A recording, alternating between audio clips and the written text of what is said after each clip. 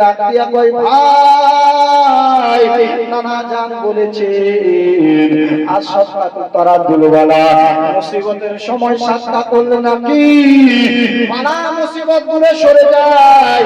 এ ভাই ভীষণ মুসিবতের সময় আমাদেরকে কিছু সাদকা করা দরকার।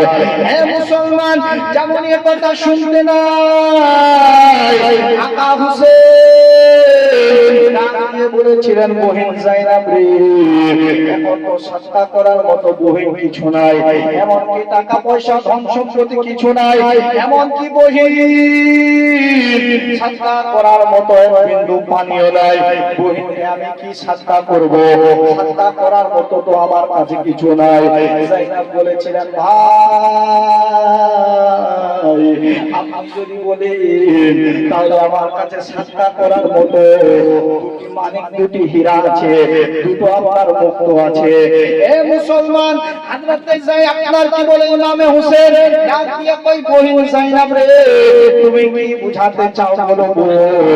হযরতে যায়নাব রাদিয়াল্লাহু তাআলা আনহা ডাক দিয়ে বলেছিলেন ভাই আমি আমার দুই ছেলে আওলার মোহাম্মদকে কারবালার ময়দানে শহীদ করতে চাই, বলুন সুবহানাল্লাহ।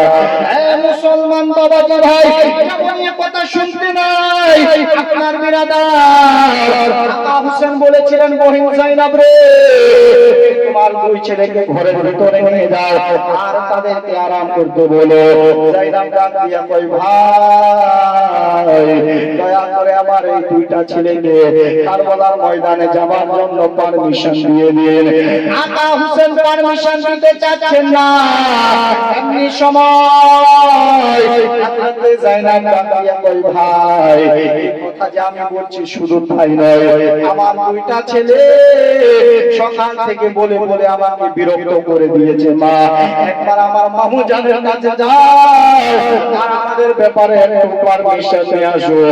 ও ভাই দয়া করে আমার এই দুই ছেলেকে পারমিশন দিন। হে মুসলমান, আকা হোসেন পারমিশন দিতে চাচ্ছেন না।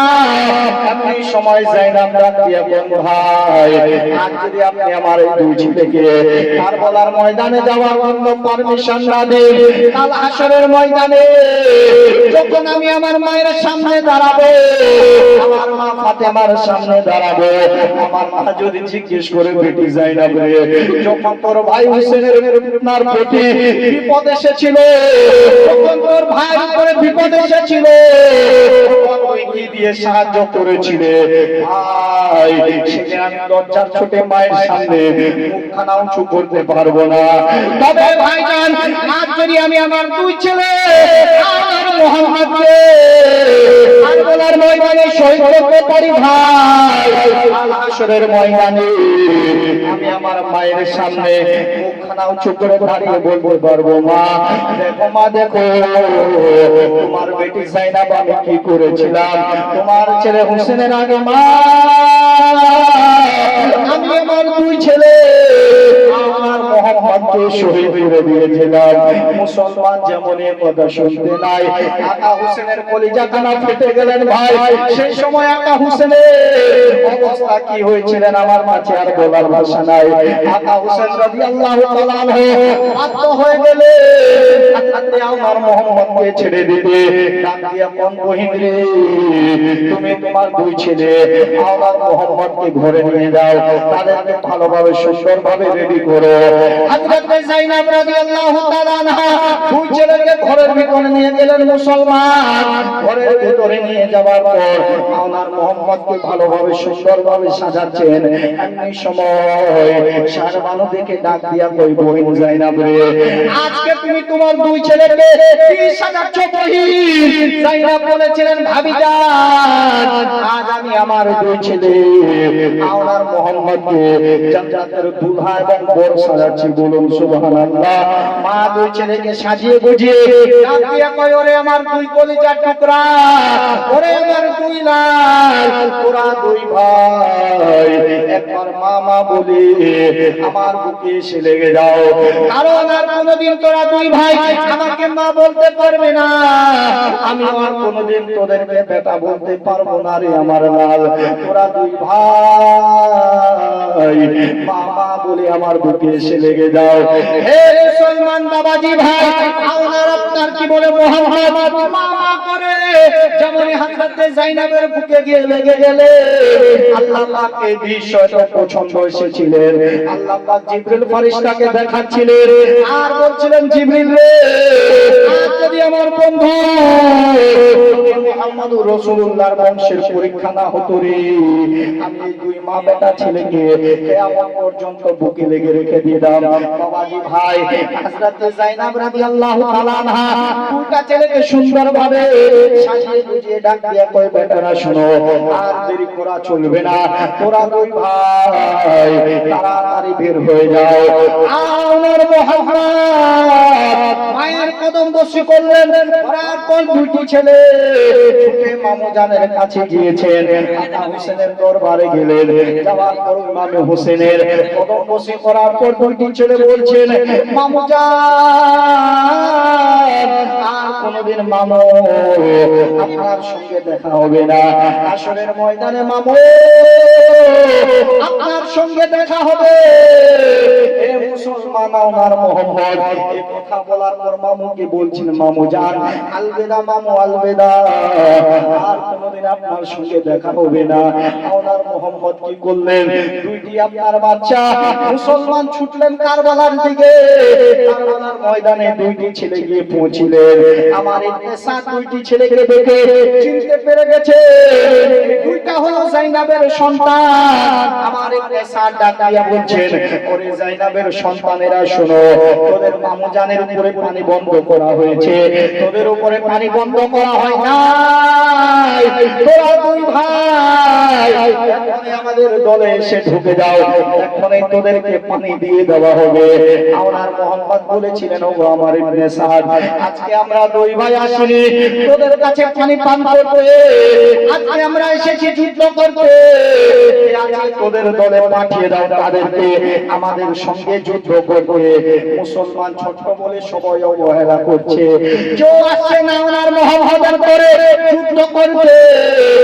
এই সময় আমি ডাক দিয়ে বলছেন মোহাম্মদকে, মোহাম্মদ ডাক দিয়ে বলছে আমাকে, ভাই চলো আমরা দুইজন গিয়ে এই হাজার হাজার সৈন্যদের ভিতরে গিয়ে ঢুকে যাব, আর ঢুকে গিয়ে এমন ভাবে আমরা যুদ্ধ করব যেন আমাদের যুদ্ধ দেখে বলতে বাধ্য হয়, আলী কা ঘর ভি প্যার হ্যায়, জিস ঘর কা হর এক বাচ্চা জিসে দেখো ওই শের খোদা মালুম হোতা হ্যায়।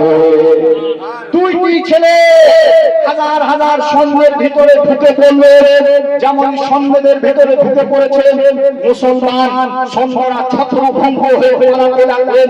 আমার মুহাম্মদের ভয়ে সবাই পালাতে লাগলেন, কেউ ঘোড়া ছুঁয়ে পালায়, কেউ তলোয়ার ছুঁয়ে পালায়। আমার মুহাম্মদের তলোয়ারের গতির সামনে কেউ আসছে না।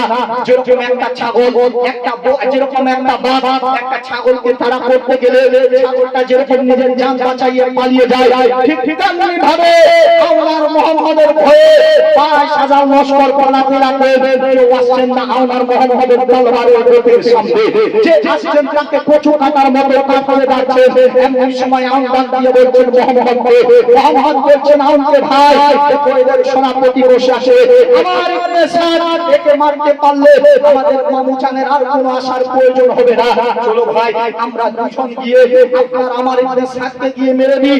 এই কথা বলার পর দুই ভাই যেমন সামনের দিকে বৃদ্ধি পেয়েছে, এমনি সময় মুসলমান আমার ইবনে সাদ ঘোষণা করলো, তোমরা হুঁশিয়ার হয়ে যাও, সাবধান হয়ে যাও, চতুর্দিক থেকে তীর ছাড়ে প্রোগ্রাম বর্ষাতে আঘাত করে।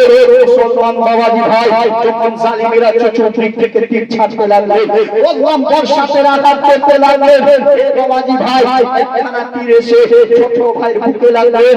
বড় ভাই ছোট ভাইকে ধরতে গিয়ে একসঙ্গে দুইজন ভারে ধরে তলোয়ার চালিয়ে দিলেন। বলুন ইন্না লিল্লাহি ওয়া ইন্না ইলাইহি রাজিউন। আমার ইবনে সাদ বলছেন, এ হুসেন তোমার ভাগিনা দুটার লাশটাকে নিয়ে যাও। হে বাবাজি ভাই, হযরত ইমামে হুসেন আব্বাস সালাম বারদারকে সঙ্গে করে নিয়ে আসলেন আপনার বিরাদার, আপনার নিয়ে আসলেন কারবালায়। আর আমার মুহাম্মাদের লাশটাকে উঠিয়ে নিয়ে গিয়ে যায়নাবের আপনার কোলে দিয়ে দিয়েছেন। যায়নাবের যেমন কোলে দিয়ে দিয়েছে, যায়নাব রাদিয়াল্লাহু তাআলা আনহা আল্লাহর শুকরিয়া উদযাপন করার পর দুখানা হাত উত্তোলন করে বলেছিলেন, ওগো রব্বুল আলামিন, তুমি যদি আমাকে একটা নয়, দুটা নয়, তিনটা নয়, চারটা নয়, তুমি যদি আমাকে হাজারটি সন্তান দান করতে, প্রতিটি সন্তানকে কারবালার ময়দানে আমার ভাই ইমামে হোসেনের খাতিরে, ইমামে হোসেনের মহব্বতে প্রতিটি ছেলেকে কারবালার ময়দানে আমি শহীদ করে দিতাম। আরেকবার মহব্বতে বলুন সুবহানাল্লাহ।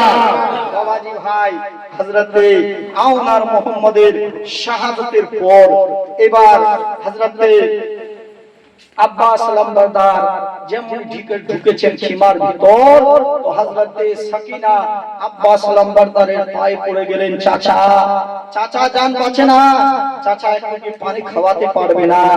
চাচা গো, পানির জন্য আলী আকবর ছটফট ছটফট করছে, পানির জন্য হযরতে আলী আসগরের হোঠগুলো শুকিয়ে গেছে, চাচা একটু কি তুমি পানি খাওয়াতে পারবে না? মুসলমান বাবাজি ভাই যেমন এই কথা শুনতে নাই, হযরতে আব্বাস সালাম বারবার বলেছিলেন, বেটি রে, অবশ্যই আমি তোদের জন্য পানি আনতে যাব, বলুন অবশ্যই তোদের জন্য যাব পানি আনতে ফুরাত নদীতে। আব্বাস সালাম বারবার কি করলেন, বাম কাঁধে একটা চামড়ার মশক ঝুলিয়ে নিয়ে, মুশকিজা ঝুলিয়ে নিয়ে বাম কাঁধে ছুটলেন ইমামে হোসেনের দরবারে। ভাই হোসেন, আমাকে পারমিশন দাও। ইমামে হোসেন বলেছিলেন, ওরে আব্বাস তুমি কোথায় যাবে ভাই? বলছেন, ভাই আমি যাব ফুরাত নদীতে পানি আনতে। ছোট ছোট বাচ্চাদের, কচি কচি বাচ্চাদের কান্না আমার বরদাস্ত হচ্ছে না, ভাই তুমি আমাকে পারমিশন দাও। ইমামে হোসেন বলেছিলেন, ওরে আব্বাস তুমি যদি চলে যাও ফুরাত নদীতে, তাহলে ফুরাত নদীতে থেকে তুমি ফিরে আসতে পারবে না। আব্বাস তুমি যদি ফুরাত নদীতে যাও তাহলে আমার কোমর ভেঙে যাবে, ইসলামের পতাকা কে ধরবে? ভাই তুমি জিও না। হযরতে আব্বাস সালাম বারদার বলেছিলেন, ভাই ছোট ছোট বাচ্চাদের কান্নার আমার বরদাস্ত হচ্ছে না, ভাই আমাকে দয়া করে আপনি পারমিশন দিন। বাধ্য হয়ে গেলেন আকা হোসেন, ছেড়ে দিলেন হযরতে আব্বাস সালাম বারদারকে। আব্বাস সালাম বারদার বাম কাঁধে একটা চামড়ার মশক ঝুলিয়ে নিয়ে বিরাদার আপনার ঘোড়ার পিঠে চেপে খটম খটম খটম খটম করে ফুরাত নদীতে গিয়ে হাজির হয়ে গেলেন, বলুন সুবহানাল্লাহ। ফুরাত নদীতে গিয়ে হাজির হয়ে গেলেন। ফুরাত নদীতে গিয়ে হাজির হলেন, দুলদুল ঘোড়ার লাগাম ঢিল দিয়ে দিলেন। যেরকম আমি আব্বাস আজ থেকে 3 দিন ধরে পানি পান করি নাই, আমার এই ঘোড়াটাও তো আজ থেকে 3 দিন ধরে পানি পান করে নাই। ঘোড়ার লাগাম ঢিল দিয়ে দিলেন, তবে ঘোড়াটা ফুরাত নদীর পানি আপনার পানিতে মুখ না দিয়ে মুখখানা উত্তর দিকে ঘুরিয়ে নিয়েছেন। আর আল্লাহর কাছে জুবান চান, আল্লাহ জুবান দিয়ে আমি আব্বাসের সঙ্গে 2-4টা কথা বলবো। আব্বাস সালাম বারবার জিজ্ঞেস করেন, ঘোড়া রে, আমি পানি পান করলাম না হযরতে সাকিনার সঙ্গে, আমি পানি পান করলাম না হযরতে আলী আকবরের সঙ্গে, আমি পানি পান করলাম না যাইনুল আবেদিনের সঙ্গে, তবে তুমি কেন পানি পান করলে না? ঘোড়া তখন বলেছিলেন, আতা ওগো হুজুর, যাদের আকা পিপাসিত তাদের গোলাম কোনোদিন পিপাসা মেটাতে পারে না। আমাদের আকা হোসেন কারবালার আপনার, আমাদের আকা হোসেন খিমার ভিতরে পিপাসিত, আমি কিভাবে পিপাসা মিটিয়ে নিতে পারি? মুসলমান ভাই সংক্ষিপ্ত আকারে বলি, হযরতে আব্বাস সালাম বারদার মুশকিজাতে পানি ভরলেন, ভরার পর ঘোড়ার পিঠে চাপিয়ে, চাপার পর বাবাজি ভাই খটম খটম খটম খটম করে আব্বাস সালাম বারদার আপনার বিরাদার ছুটতে লেগেছেন, খিমার দিকে চলে আসতেছেন। এমনি সময় আমার ইবনে সাদ ঘোষণা করলেন, সন্তানরা হুঁশিয়ার হয়ে যাও, পানি যেন খিমা পর্যন্ত না পৌঁছায়। পানি যদি খিমা পর্যন্ত পৌঁছে যায়, কারোর সঙ্গে আর যুদ্ধ করা সম্ভব হবে না। সন্তানরা তোমরা হুঁশিয়ার হয়ে যাও, পানি যেন খিমা পর্যন্ত না পৌঁছায়। মুসলমান বাবাজি ভাই, আমার ইবনে সাদের এই কথা শোনার পর একজন জালিম এসে এমন ভাবে হযরত আব্বাস সালাম বারদারে ডান হাতে ওয়ার করলেন, ডান হাতখানা আব্বাস সালাম বারদারের গোড়া থেকে বিড়ালের কেটে পড়ে গেলেন। তবু আব্বাস সালাম বারদার মুশকিজার দড়িটাকে ছাড়েননি, মুশকিজার দড়িটাকে বাম হাতে ধরে নিয়েছে। আবার একজন শয়তান এসে বাম হাতে ওয়ার করলেন, মুসলমান বাম হাতখানাও গোড়া থেকে কেটে পড়ে গেলেন। যেমন বাম হাতখানাও কেটে পড়ে গেলেন, তবু আব্বাস সালাম বারদার মুশকিজার দড়িটাকে ছাড়েননি, মুশকিজার দড়িটাকে হাতে ধরে নিয়েছেন। এই সময় আব্বাস সালাম বারদার বলছেন, ঘোড়া রে চল চল চল, তাড়াতাড়ি খিমার ভিতরে চল, পানিটা যেন খিমা পর্যন্ত পৌঁছে যায়। হে মুসলমান, ঘোড়া আপনার ফটন ফটন করে সামনের দিকে বিরাদার চলতে লেগেছে। এমনি সময় বাবাজি ভাই, আমার ইবনে সাদ ঘোষণা করলে, সন্তানরা হুঁশিয়ার হয়ে যাও, সাবধান হয়ে যাও, পানি যেন খিমা পর্যন্ত না পৌঁছায়। পানি যদি খিমা পর্যন্ত পৌঁছে যায়, কাউরির সঙ্গে যুদ্ধ করার সম্ভব হবে না। সকলের ছেলেগুলো ইতিম হয়ে যাবে, সকলের বিবিগুলো বিধবা হয়ে যাবে। পানি যেন খিমা পর্যন্ত না পৌঁছায়। তোমরা চতুর্দিক থেকে তীর ছাড়ো, বললাম বর্ষাদের আঘাত করে। হে মুসলমান জালিমেরা, চতুর্দিক থেকে তীর ছাড়তে লাগলো। একখানা তীর এসে মুশকিজাতে আপনার নিক্ষেপ হলো। ওই মুশকিজাতে নিক্ষেপ হতে নাই, সঙ্গে সঙ্গে মুশকিজার পানি আপনার জমিনে পড়ে গেলেন। এমনি সময় আব্বাস সালাম বারদার উনি আমার জমিনে পড়ে গেলেন। যাচ্ছেন ভাই, ও হোসেন, আমার খবর নাও ভাই, আমি আর বাঁচব না। হে মুসলমান, হযরতে আব্বাস সালাম বারদার খিমার আপনার বিরাদার হযরত আব্বাস সালাম বারদারের কথা শুনে আকা হোসেন খিমা থেকে ছুটে আসলে আব্বাস সালাম বারদারের কাছে। যেমন ইমামে হোসেন এসেছেন, এসে কি দেখতে পান, আব্বাস সালাম বারদারের দুখানা হাত নাই, গোড়া থেকে দুখানা হাত কেটে গিয়েছে। হে মুসলমান, আকা ইমামে হোসেন আব্বাস সালাম বারদারকে আপনার কোলে তুলে নিলেন। এই সময় আব্বাস সালাম বারদার বলছেন, ভাই আমি বেটি সাকিনার কাছে আমি ওয়াদা করেছিলাম পানি পান করাবো, তবে বেটিকে পানি পান করাতে পারলাম না। ভাই তুমি বেটিকে বলে দিও যেন সাকিনা আমাকে ক্ষমা করে দেয়। হে মুসলমান, হযরতে আব্বাস সালাম বারদার এই কথা বলার পর দুনিয়ার বুক থেকে বিদায় নিলেন। ইন্না লিল্লাহি ওয়া ইন্না ইলাইহি রাজিউন। মুসলমান